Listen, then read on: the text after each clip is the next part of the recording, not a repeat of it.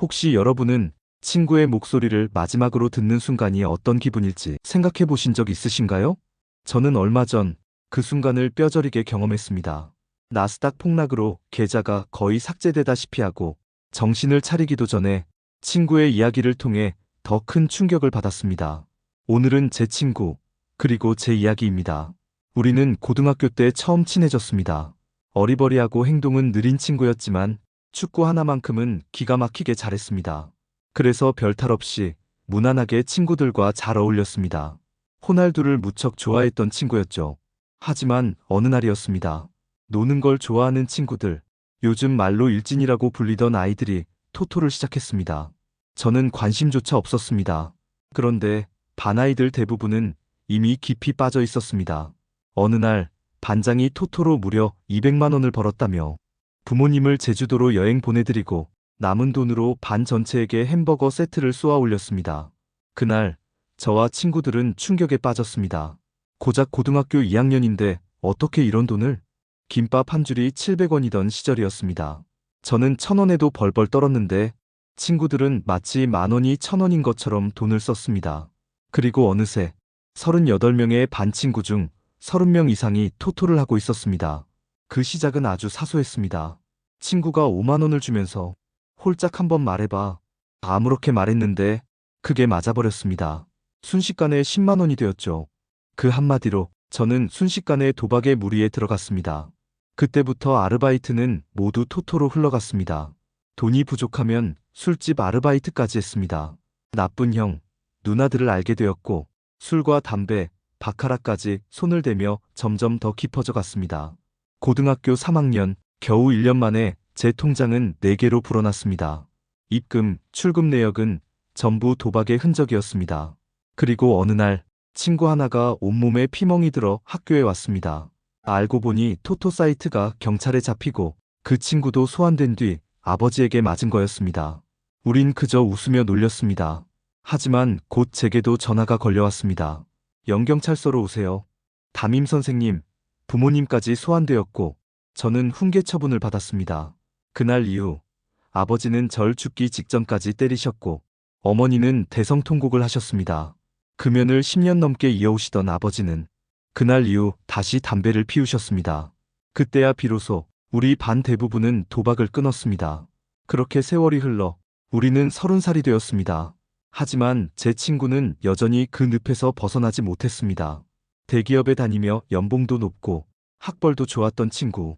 몇 년 전만 해도 1억, 2억 모았다며 자랑하던 친구. 우리를 불러 술도 사고 고기도 사주던 친구. 그런 친구가 한 달 전 새벽 2시에 전화를 걸어왔습니다. 동생이 사고를 쳤다. 급히 300만 원만 빌려달라. 저는 아무 의심 없이 송금했습니다. 믿었으니까요. 우리의 우정은 진짜라고 생각했으니까요. 하지만 일주일 전 태풍이 몰아치던 날 친구는 울며 고백했습니다. 사실 나는 토토 중독이다. 모은 돈은 이미 다 날렸고 빚이 8천만 원이다. 사채에도 손을 댔다. 저는 충격으로 아무 말도 할 수 없었습니다. 그리고 친구의 입에서 나온 마지막 말. 부모님과 동생을 잘 부탁한다. 나 이제 너무 힘들다. 저는 다급히 다른 친구들에게 연락했습니다. 사채 2천만 원 정도라면 우리가 힘을 모으면 갚을 수 있다고 생각했습니다. 하지만 이미 늦었습니다. 친구는 다른 친구들에게도 적게는 100만 원, 많게는 500만 원씩 빌려간 상태였습니다. 결국 저는 또 200만 원을 송금하며 말했습니다. 이자부터 갚아. 같이 방법을 찾자. 친구는 고맙다고 말했습니다. 꼭 갚겠다. 다시 일어나겠다. 저는 믿었습니다. 정말 믿었습니다. 그러나 그 후 이틀 뒤 친구는 세상을 떠났습니다. 우리는 장례식장에서 한없이 울었습니다. 친구의 부모님과 동생은 절망 속에 있었습니다. 알고 보니 사채업자가 친구의 직장 상사, 아버지 직장, 동생 직장에까지 소문을 퍼뜨려 친구는 권고사직을 당했고 그 무게를 견디지 못했던 겁니다. 그 후로 저는 술에 의지했습니다. 회사를 쉬었고 여자친구는 지쳐 있었습니다.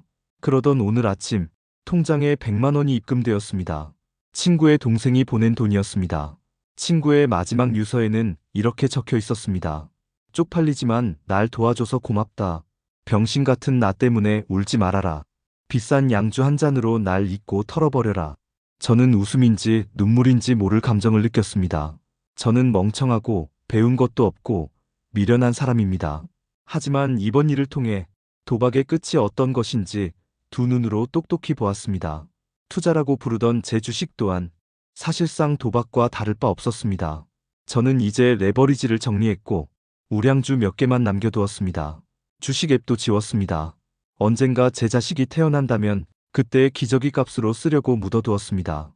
오늘은 날씨가 참 좋습니다. 오랜만에 여자친구와 저녁을 먹을 계획입니다. 그리고 부모님께 전화를 드렸습니다. 아버지 사랑합니다. 아버지는 웃으시며 집에 놀러와라 하셨습니다. 어머니는 반찬 떨어졌다며 잔소리를 하셨습니다.